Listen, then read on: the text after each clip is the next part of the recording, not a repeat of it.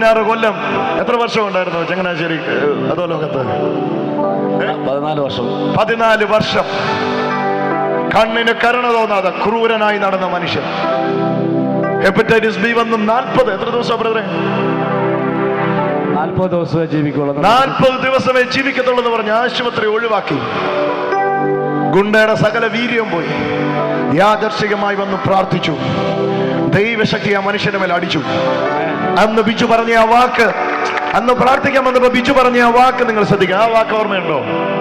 എന്റെ അടുത്ത് പ്രാർത്ഥിക്കാൻ വന്നപ്പോ, കോട്ടയം ട്രേഡ് സെന്ററിൽ പ്രാർത്ഥിക്കാൻ വന്നപ്പോ പറഞ്ഞ വാക്ക് ഓർമ്മയുണ്ടോ? ഒന്ന് പറഞ്ഞു. അതെന്തായിരുന്നു? ബ്രദറെ, ഞാൻ ഈ ലോകത്തിലെ ഏറ്റവും വലിയ പാപിയാണ്. എന്നെ ഈ യേശുവിനെ സൗഖ്യമാക്കുവാൻ രക്ഷിക്കുവാൻ പറ്റുമോ ഞാൻ ചോദിച്ചത്. അപ്പോൾ ബ്രദറിനോട് പറഞ്ഞത്, യേശു ക്രിസ്തു ഭൂമിയിൽ വന്നത് നീതിമാന്മാരെ തേടിയല്ല, പാപികളെ തേടിയാണ് വന്നത്. യേശുവിന്റെ അടുക്കലേക്ക് നിനക്ക് വരാനുള്ള നിന്റെ യോഗ്യതയാണ് നിന്റെ അയോഗ്യത. യേശുവിന്റെ അടുക്കിലേക്ക് നിനക്ക് വരാനുള്ള നിന്റെ യോഗ്യതയാണ് നിന്റെ അയോഗ്യത. നീ വരുമ്പോ അയോഗ്യനായിട്ടായിരിക്കും വരുന്നേ, പക്ഷെ നീ അയോഗ്യതയെ തുടരത്തില്ല, നീ പാപത്തെ തുടരത്തില്ല. അവന്റെ വിശുദ്ധി നിന്റെ മേലേക്ക് വ്യാപരിക്കും, നയിക്കും. വിശുദ്ധനിൽ നിന്ന് വരുന്ന കൃപ അശുദ്ധിയിലേക്ക് നയിക്കത്തില്ല ബ്രദർ. വിശുദ്ധിയിലേക്ക് വരുന്ന കൃപ വിശുദ്ധിയിലേക്ക് നയിക്കൂ. അവനെ പോലെ കൃപ വിശുദ്ധനാക്കും. ഇവരൊന്നും യോഗ്യരായതുകൊണ്ടല്ല. ഇന്ന് ബിജു ലോകമെമ്പാടും പോയി രോഗികൾക്ക് വേണ്ടി പ്രാർത്ഥിക്കുന്നു. ബിജുവിന്റെ കൈവപ്പിനാൽ ലക്ഷക്കണക്കിന് ആൾക്കാർ യേശുവിന്റെ നാമത്തിൽ സൗഖ്യമാകുന്നു. ഹല്ലേലൂയ. എന്താ അതിന് കാരണം? ബിജു യോഗ്യനായതുകൊണ്ടാണോ? പിന്നെ യേശു യോഗ്യനായതുകൊണ്ട്. യേശു യോഗ്യനായതുകൊണ്ടാ. അടിച്ചു കിറങ്ങി ഈ നിൽക്കുന്ന ഓരോ സഹോദരങ്ങളെ, ഈ നാട്ടുകാരൻ ബിജു ആദ്യം എന്തിനാ മീറ്റിങ്ങിന് വന്നേ? ഞാൻ മദ്യപിച്ച് ലഹരിക്കൊക്കെ ഒരുപാട് അടിമപ്പെട്ട വ്യക്തിയായിരുന്നു. ഞാനങ്ങനെ കുടുംബമൊക്കെ ജീവിതമൊക്കെ തകർന്നു. അങ്ങനെ മാരായമുട്ട് സിവിൽ സപ്ലൈയിൽ ഞാൻ സാധനം എടുക്കാൻ പോകുന്ന വഴിക്കാണ് ഞാനൊരു ക്വാർട്ടർ എന്നും എനിക്ക് സ്ഥിരം വെള്ളം അടിക്കും. കാരണം എൻ്റെ വീടിൻ്റെ അടുത്തുള്ള ആൾക്കാരൊക്കെയാണ് അതായിരിക്കുന്നത്. അവർക്ക് എല്ലാവർക്കും അറിയാം ഞാൻ ഏറ്റവും വൃത്തിയുടെ ഒരു വ്യക്തിയായിരുന്നു. പക്ഷേ ഞാനിന്ന് അങ്ങനെ ഞാൻ ബ്രദറിൻ്റെ കൺവെൻഷൻ കേൾക്കാൻ പോകുന്ന സമയത്ത് ഏതോ ഒരു ചെറുപ്പക്കാരൻ അവിടെ നിന്ന് സംസാരിക്കുന്നു, ഒരു കൂവക്കും കൂടി കൂവിയിട്ട് പോകാമെന്ന് പറഞ്ഞിട്ടാണ് ഞാൻ അതിലേക്ക് ചെയ്തത്. പക്ഷേ ഞാൻ എന്തോ എൻ്റെ മനസ്സിൽ തോന്നി എനിക്ക് അവിടെ നിൽക്കണമെന്ന്. ഞാനങ്ങനെ ബദറിനെ കാണാൻ ചാൻസ് ഇല്ല. ഞാൻ മറുസൈഡ് ഇങ്ങനെ നിൽക്കുന്ന സമയത്ത് ബദർ എന്നെ വിളിക്കുകയുണ്ടായി. വിളിച്ചിട്ട് എന്നോട് പറഞ്ഞു, ബിജു ആ പേര് ചോദിച്ചു. ഞാൻ ബിജു എന്ന് പറഞ്ഞു. അപ്പോൾ എന്നോട് ചോദിച്ചു, യേശുവിൽ വിശ്വസിക്കുന്നുണ്ടോ? ഞാൻ പറയുന്നുണ്ടെന്ന് പറഞ്ഞു. വേറൊന്നും പറഞ്ഞു, ഇന്ന് തൊട്ട് നിന്നെ ദൈവം തൊട്ടിരിക്കുന്നതാണ്. ഞാനത് വിശ്വസിച്ചില്ല. കാരണം ഒരാളിങ്ങനെ പറയുന്നു, അതെനിക്ക് തോന്നില്ല, ഞാൻ വിശ്വസിച്ചില്ല. പിറ്റേ ദിവസം ഞാൻ അതിൻ്റെ അടുത്ത് തെങ്ങളക്കുഴിയിൽ ഒരു ചർച്ച ഞാൻ പെയിൻറ്റ് ചെയ്തുകൊണ്ടിരിക്കുകയാണ്. പെയിൻറ്റ് ചെയ്യുന്ന സമയത്ത് ഇനി 10 മണിയൊക്കെ ആകുമ്പോൾ എനിക്ക് വെള്ളം അടിച്ചിട്ടുണ്ടെങ്കിൽ പറയലാണ് എനിക്ക്. ഞാനങ്ങനെ സിവിൽ സപ്ലൈ എന്ന് പറഞ്ഞാൽ എല്ലാവർക്കും അറിയാം, ചെറുപ്പക്കാർക്ക് എല്ലാവർക്കും അറിയാം. ഞാൻ സിവിൽ സപ്ലൈയിൽ ഓടി ഇരച്ച് മരണവേദനയല്ല ഞാൻ ഓടിയത്. കാരണം എനിക്ക് വെള്ളം അടിക്കാതെ ജീവിക്കാൻ പറ്റില്ല. ഞാനങ്ങനെ ഓടിപ്പോയി ആ പടി ചവിട്ടാൻ എനിക്ക് പറ്റിയില്ല. അപ്പോഴെനിക്ക് മനസ്സിലായി, ഇതിൽ പിന്നിൽ എൻ്റെ പിന്നിൽ കർത്താവുണ്ട്. ആമേൻ. കർത്താവ് തൊട്ട് വിളിച്ചു കഴിഞ്ഞാൽ അത് ഒരിക്കലും ആർക്കും തടുക്കാൻ പറ്റില്ല. ആമേൻ. ഞാൻ ബിജു ശ്രമിച്ചതാണോ യേശു ശ്രമിച്ചതാണോ? ഇല്ല, ഞാൻ ശ്രമിച്ചതല്ല. അതിനുശേഷം എനിക്ക് പാവം ചെയ്യണമെന്ന് എനിക്ക് തോന്നി, പക്ഷെ എനിക്ക് പാവം ചെയ്യാൻ പറ്റില്ല. കാരണം വേറെ നേരത്തെ പറഞ്ഞ പോലെ എൻ്റെ ഉള്ളിൽ ആ വിത്ത് വിടുന്നു. ഇന്ന് നിന്നെ മാറ്റുന്നത് ഉപദേശമല്ല, എന്റെ പ്രസംഗത്തിന് വ്യക്തികളെ മാറ്റാൻ പറ്റുമെങ്കിൽ എന്നേ ലോകം രക്ഷപ്പെട്ടെ. എന്റെ പ്രസംഗത്തിന് നിങ്ങളെ മാറ്റാൻ പറ്റുമെങ്കിൽ ഞാൻ എന്നെ മിടുക്കനായനെ. എന്റെ പ്രസംഗം വെറും ഭോഷത്വം. എനിക്കൊരു വലിയ കാര്യം പറയാൻ അറിയത്തില്ല. പക്ഷെ ഈ പ്രസംഗത്തിന്റെ ഭോഷത്വത്തിൽ ആത്മാക്കളെ വിടുവിക്കാൻ യേശു ഇവിടെ വന്നിട്ടുണ്ട്. നീ കേൾക്കുന്ന വചനം ഭോഷത്വമല്ല. ഈ വചനത്തിൽ ശക്തിയുണ്ട്. ഇത് വ്യക്തികളെ രൂപാന്തരപ്പെടുത്തുക. എന്ന് നീ തളർന്ന് തകർന്നവനായിരിക്കാം, എഴുന്നേറ്റ് നടക്കത്തില്ലെന്ന് ലോകം മുഴുവൻ വിധി എഴുതിയവനായിരിക്കാം. വെറുതെ നിന്റെ ആ തളർന്ന കാലിലോട് കൈവച്ചിട്ട് വിളിച്ചു പറ, യേശു സൗഖ്യമാക്കുന്നു, യേശു വിടുവിക്കുന്നു. ഓ ഹല്ലേലൂയ. ആ കുഞ്ഞിനെ കൊണ്ടുവന്നു. ചെളിക്കകത്തുള്ള ഉരുണ്ടാണെങ്കിലും കുഴപ്പമില്ല, അതിനെ കൊണ്ടുപോവാ.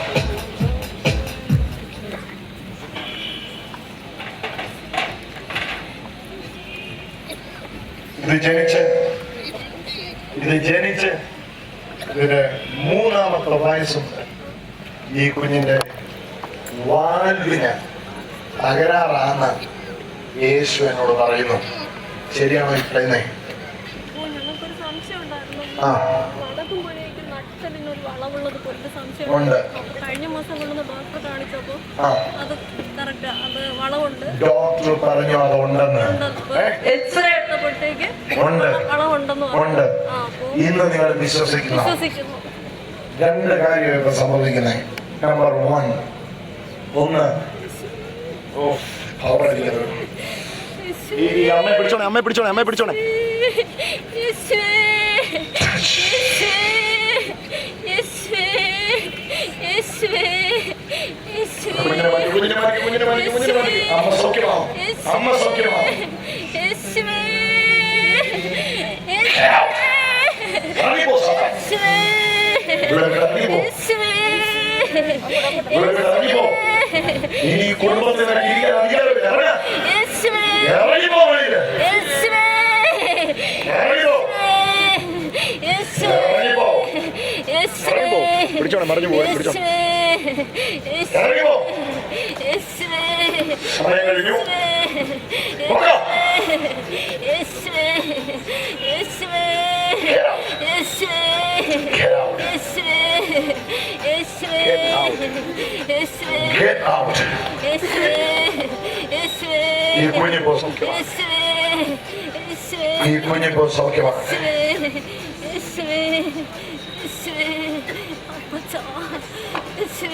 ഇവിടെ നട്ടലിന് വളവുണ്ടെന്ന് എനിക്ക് മനസ്സിലാകുന്നല്ലോ.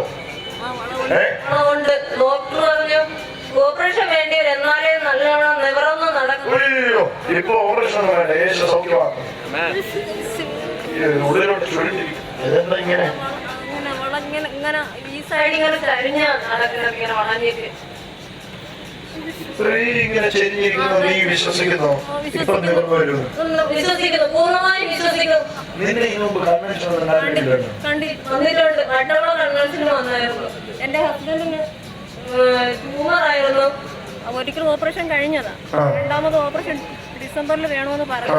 അപ്പൊ ബ്രദർ തൊട്ടായിരുന്നു. അപ്പൊ സ്കാൻ ചെയ്ത് നോക്കാൻ പറഞ്ഞിരുന്നു. സ്കാൻ ചെയ്യാൻ പോയപ്പോ ഡോക്ടർ എഴുതി തരാതെ സ്കാൻ ചെയ്യാൻ പറ്റില്ല. അപ്പൊ അതിന് ഡിസംബറിലെ അങ്ങനെ ഡേറ്റ് കിട്ടിയുള്ളൂ. അപ്പൊ അപ്പോൾ അങ്ങനെ ബ്രദർ ഇല്ല.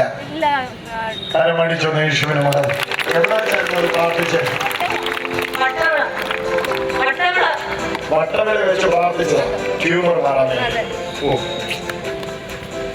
നമ്മൾ അറിഞ്ഞില്ല, പക്ഷെ യേശു അറിഞ്ഞൂടെ. പിന്നെ ആയിരങ്ങൾ വരുന്നു, ആരൊക്കെ എന്തൊക്കെ വിടുതൽ പ്രാപിക്കുന്നു നമ്മൾ അറിയുന്നില്ല. പക്ഷെ അവര് വിടുവിക്കുന്ന യേശുവിന്റെ സൗഖ്യം അവർ അനുഭവിച്ചു കഴിയുമ്പോൾ ഒത്തിരി പേരോട് പോയി അങ്ങ് പറയുക. അങ്ങനെ എല്ലാവരും അറിയുക. അങ്ങനെയാണെങ്കിൽ നിങ്ങളുടെ ഭർത്താവിന്റെ ട്യൂമറിനെ യേശു അപ്രത്യക്ഷമാക്കിയെങ്കിൽ നിന്റെ കുഞ്ഞിന്റെ നട്ടലിനെ യേശു നിർത്താതിരിക്കുമോ? യേശുവേ, വളഞ്ഞു തിരിഞ്ഞിരിക്കുക സാധനം. എന്നാ ചെയ്യണമെന്ന് എനിക്കറിയില്ല. എന്നാന്ന് വെച്ചാൽ വേഗം ചെയ്തു. ഈ നട്ടലിനെ നിവർത്തിക്കൂ. ഇതിപ്പം നിവരണം.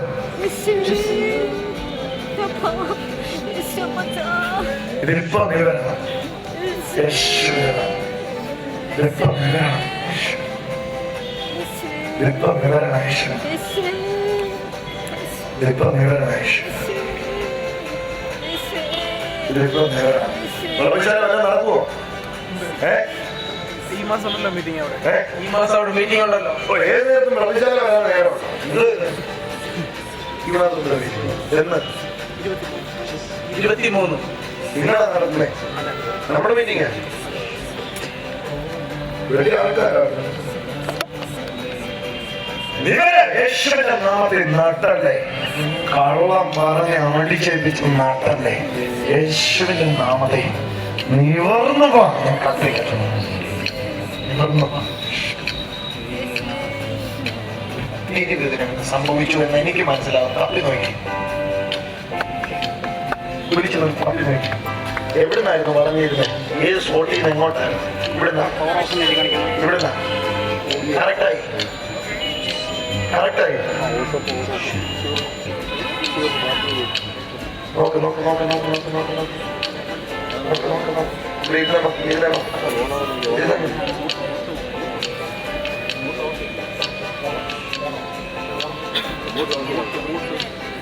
Jesus Jesus Jesus Jesus. ഈ യേശുവിന്റെ നാമത്തിലാണ് സംഭവിച്ചത്. നീ വിശ്വസിക്കുന്നു? വിശ്വസിക്കുന്നു. അരമടിച്ചൊന്ന് യേശുവിന് മഹത്വപ്പെടുത്തി. ഇന്ന് എന്തും ചോദിച്ചോളാണ് യേശു. ഇന്നൊന്നല്ല, എന്തും ചോദിച്ചു.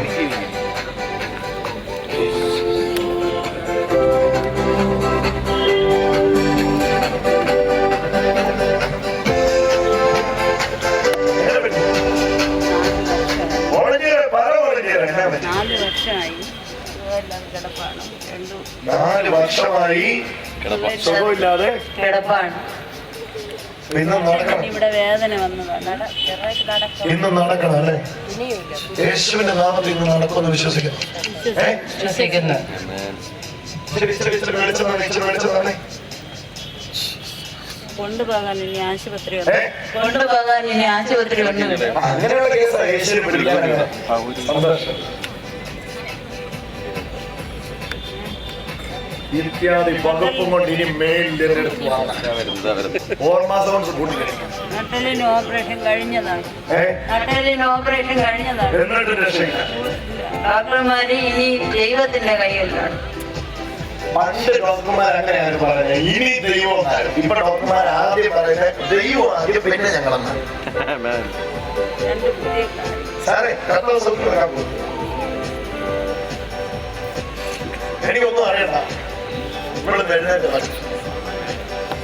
ഇവിടെ കിടപ്പാ കുറെ നാളായി. എത്ര നാളായി കിടപ്പായിട്ട്? 4 വർഷം. 4 വർഷം ഇതിന് കിടപ്പാ. യേശു ജീവിതത്തെ പറ്റും.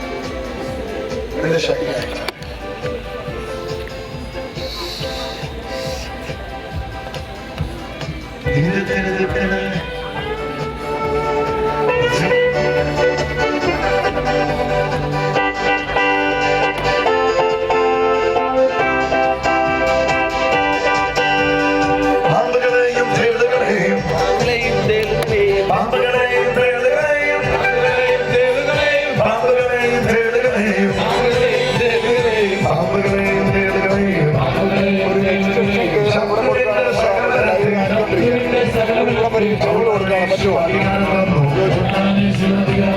അതുകൊണ്ട് ഇപ്പൊ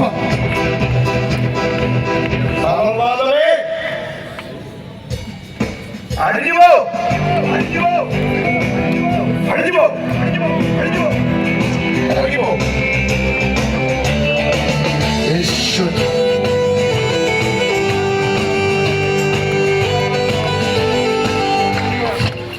കഴിഞ്ഞു കഴിഞ്ഞു. എഴുന്നേക്കും. എനിക്കൊരു സംശയമില്ല. സംശയമുള്ള ആരും ഇവിടെ കൊണ്ട് വീട്ടിൽ പോകും. എനിക്കൊരു ഡൗട്ടുമില്ല. ഇവിടെ ഇപ്പോൾ എഴുന്നേക്കും. ഞാൻ എല്ലാവരും കൈവിട്ട് എഴുന്നേൽക്കുന്നു. പക്ഷെ നിനക്ക് കൈപോലും തരില്ല. പക്ഷെ യേശുവിന്റെ നാമത്തിൽ നീ ഇപ്പോൾ എഴുന്നേക്കും. ഒന്നട്ടെ ഒന്നട്ടെ.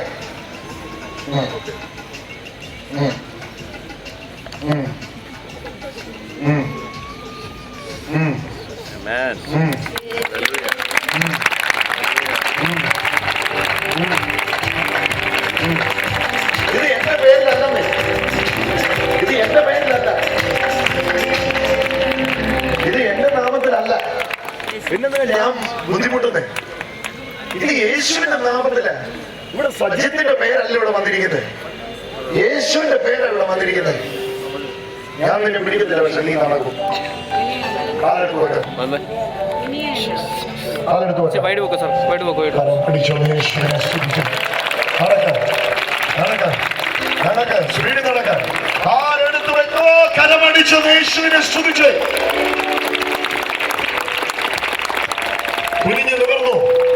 നടന്നു നടന്നു നടക്ക് നടക്ക്. യേശുവിന്റെ സന്തോഷം നീ അനുഭവിക്കും.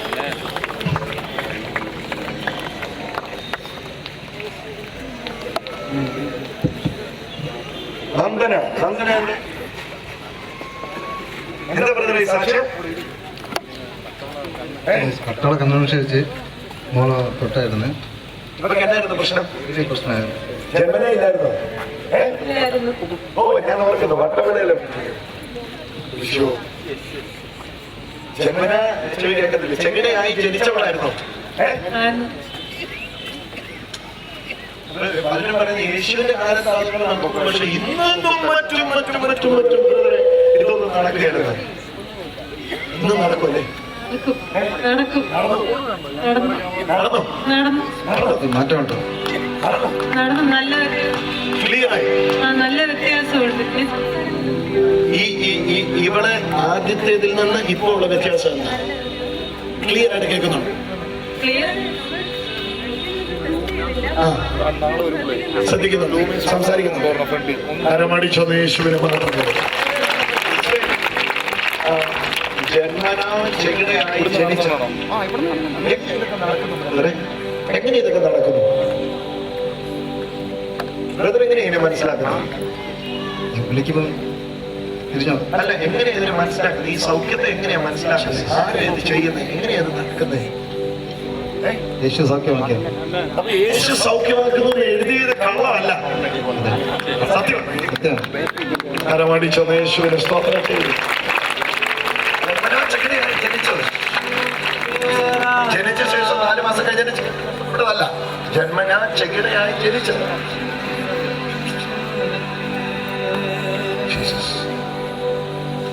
യേശു ജീവിക്കുന്നുണ്ട്. യേശു ജീവിക്കുന്നു. യേശു ജീവിക്കുന്നതിനർത്ഥം ഞാൻ മാത്രമാണ്. മനസ്സിലായില്ല? ഞാൻ ഇന്ന് ഇവിടെ നിൽക്കുന്നുവെങ്കിൽ അതിനർത്ഥം യേശു ഇന്നും ജീവിക്കുന്നു.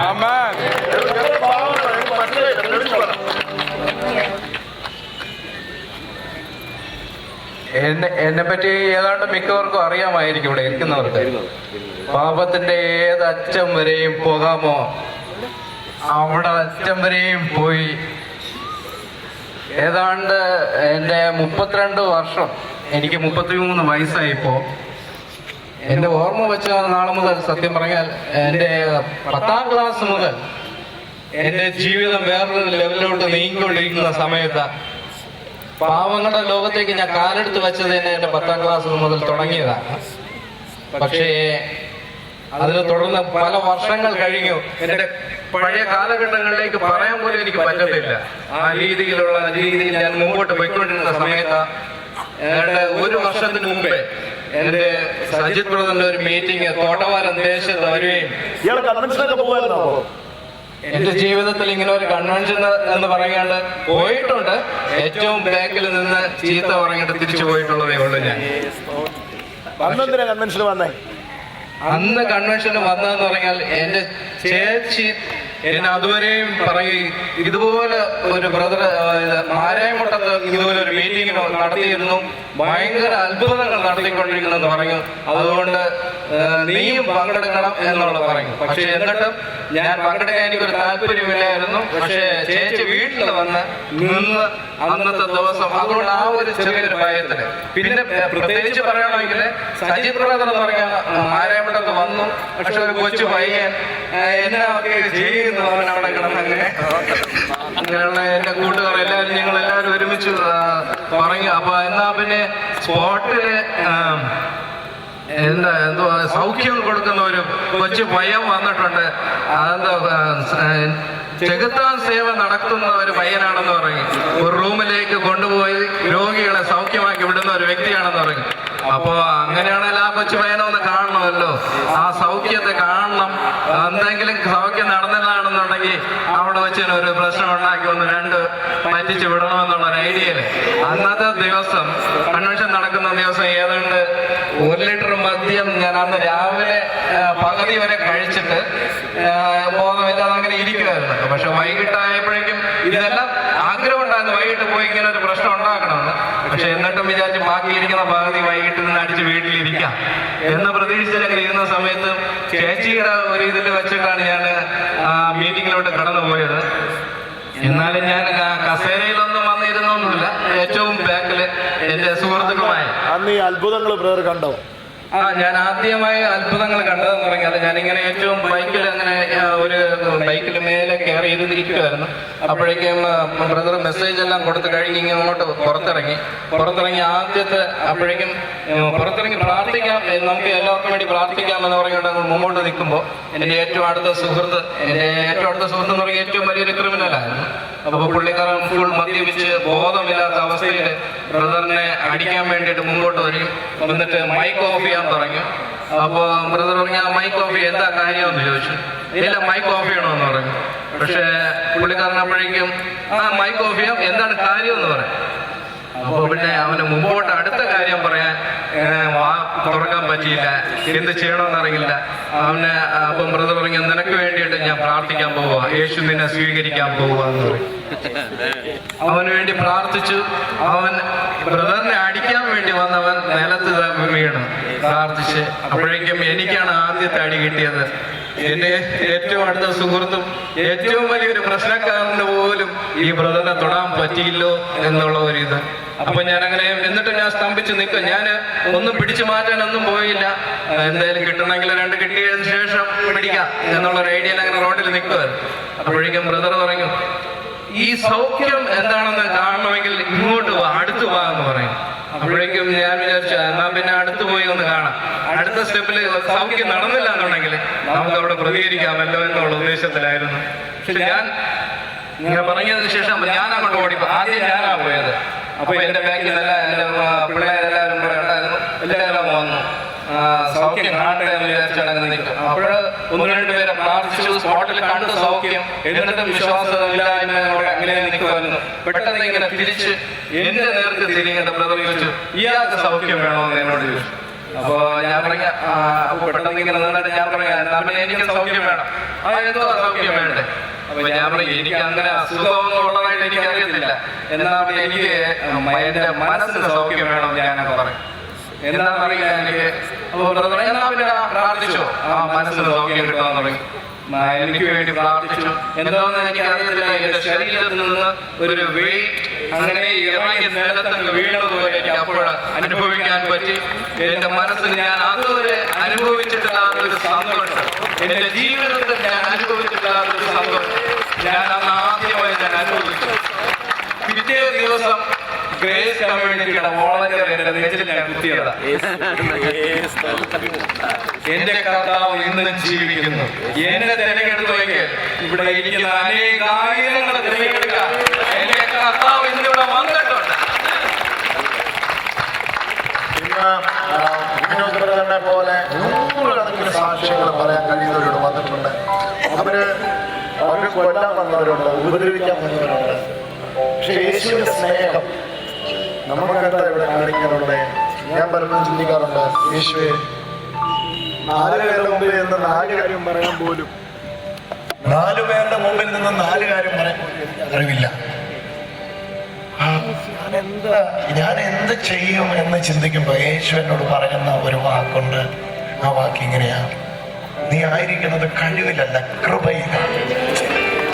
ഞാൻ നിന്നെ യോഗ്യനാക്കുകയാണ്, നീ യോഗ്യനാവുകയല്ല. ഇന്ന് തോറ്റ് ജീവിതം മടുത്ത് എന്തിനിങ്ങനെ ജീവിക്കണമെന്ന് ചോദിച്ചിവിടെ ആരെങ്കിലും വന്നിട്ടുണ്ട്?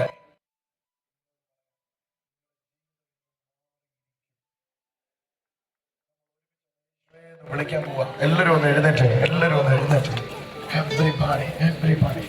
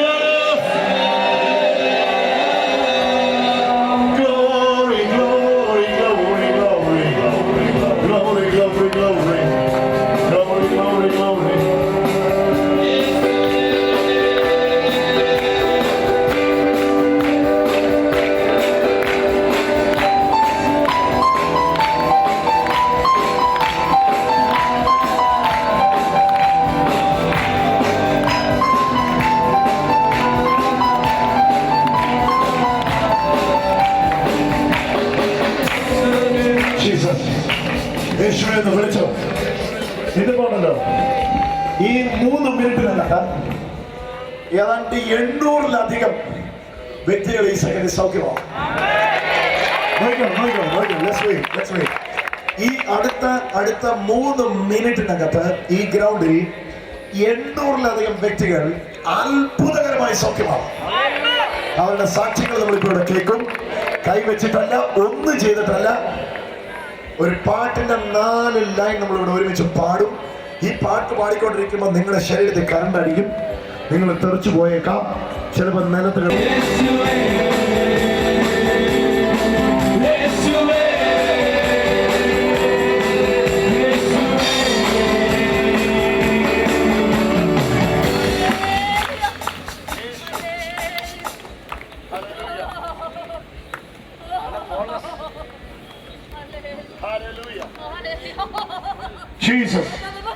ജീസസ്. ഈ ബ്രദറിന്റെ കയ്യിൽ 2 എക്സ്റേ റിപ്പോർട്ടുകളുണ്ട്. ഒന്നാമത്തെ എക്സ്റേ റിപ്പോർട്ട് ലഭിച്ചിരിക്കുന്നത് 10/6/2013 ഒന്നാമത്തെ എക്സ്റേ റിപ്പോർട്ട് ഞാൻ നിങ്ങളെ കാണിക്കുക. അദ്ദേഹം അതിനെപ്പറ്റി വിവരിച്ച് പറയും.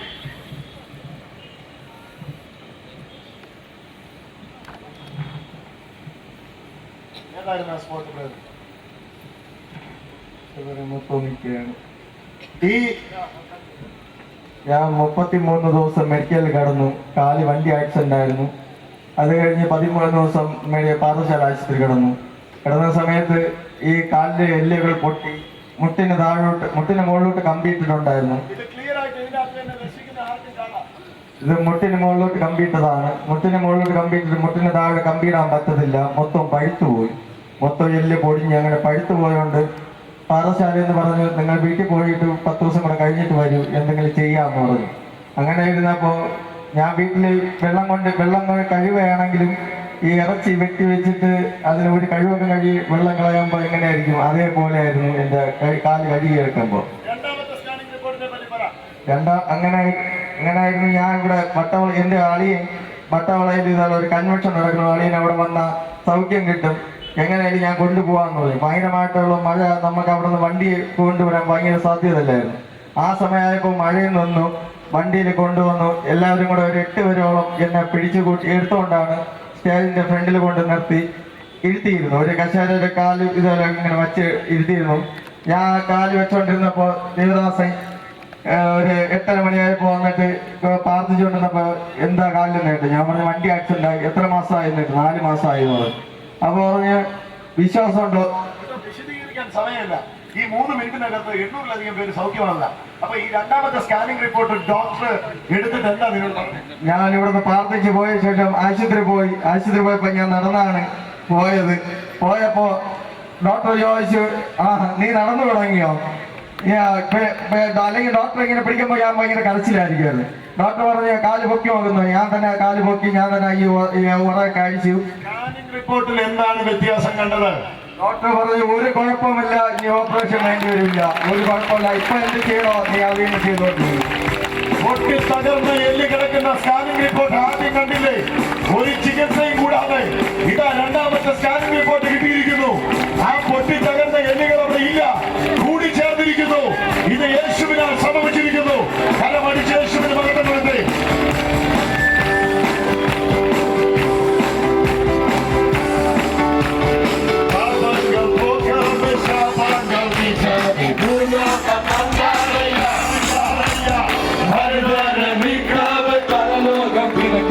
Silva e Silva da areia.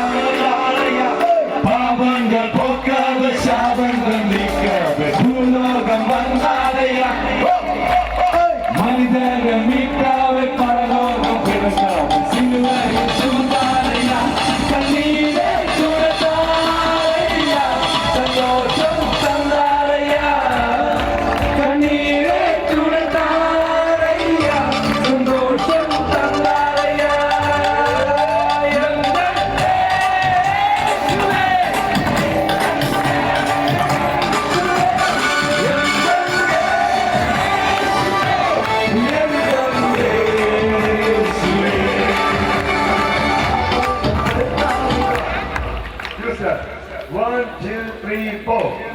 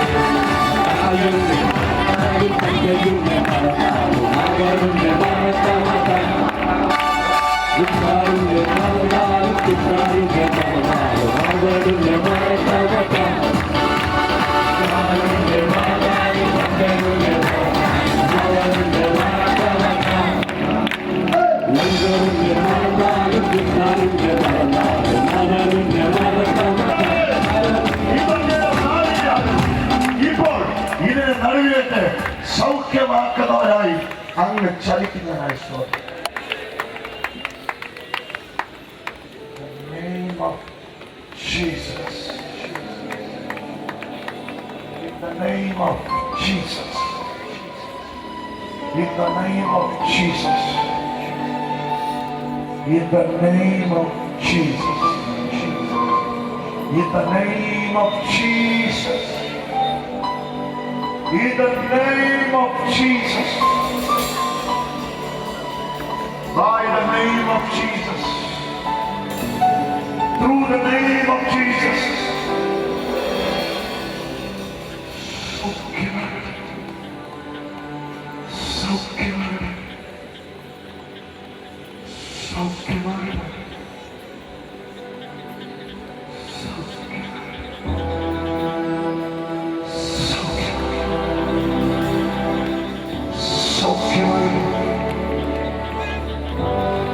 ഒരറ്റം മുതൽ മറ്റേ അറ്റം വരെ